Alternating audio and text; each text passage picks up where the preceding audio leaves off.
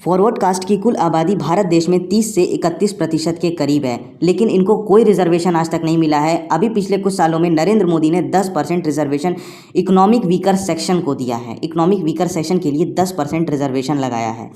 अगर इसकी हम बात करें ओबीसी की, ओबीसी के पास 52% इनकी आबादी है, लेकिन 27% ही रिजर्वेशन है। एससी 15% के करीब इनकी आबादी और 15% रिजर्वेशन है। एसटी 7.5% के करीब आबादी है, 7.5% रिजर्वेशन है।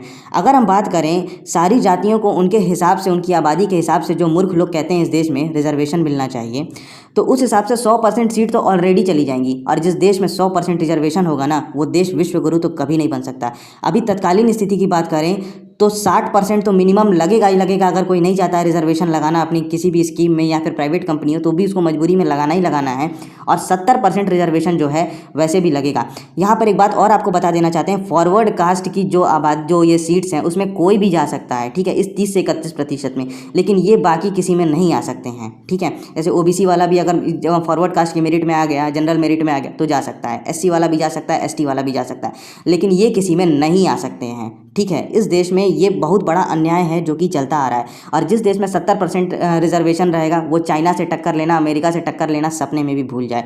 अब इस देश में टैलेंट की कोई कदर नहीं है, ये बात इस बात से साबित हो जाती है। अगर हम यहाँ पर देखें, सुंदर पिचाई सीईओ हैं। यहाँ तक कि जो आप यूट्यूब पे वीडियो देख रहे हैं, ये यूट्यूब भी गूगल के द्वारा ओन किया जाता है, ठीक है। और गूगल के सीईओ हैं सुंदर पिचाई इतनी बड़े कंपनी के सीईओ हैं कि वो पूरी देश की इकोनॉमी बदल सकती है, उठा सकती है और गिरा सकती है, ठीक है। लेकिन इतनी बड़ी जिम्मेदारी एक भारतीय, जो कि ये ब्राह्मण है, इनको मिली हुई है। लेकिन अपने देश में क्यों इस तरह का कोई भी ऑर्गेनाइजेशन या फिर कंपनी नहीं है जिसको इतनी बड़ी जिम्मेदारी, इस तरह के इंसान को इतनी बड़ी जिम्मेदारी दी जाए और ये कहाँ से कहाँ उसको उठा के कर दे।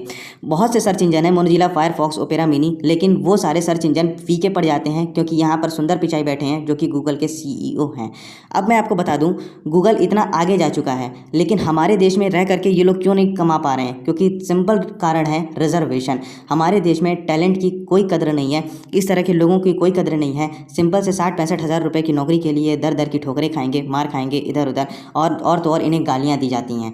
अब बात करते हैं ऋषि सुनक। ये ब्राह्मण हैं और इसके बाद से ये यूके के प्रेसिडेंट, सोच लीजिए, यूके के प्रेसिडेंट के लिए उम्मीदवार खड़े हो चुके हैं।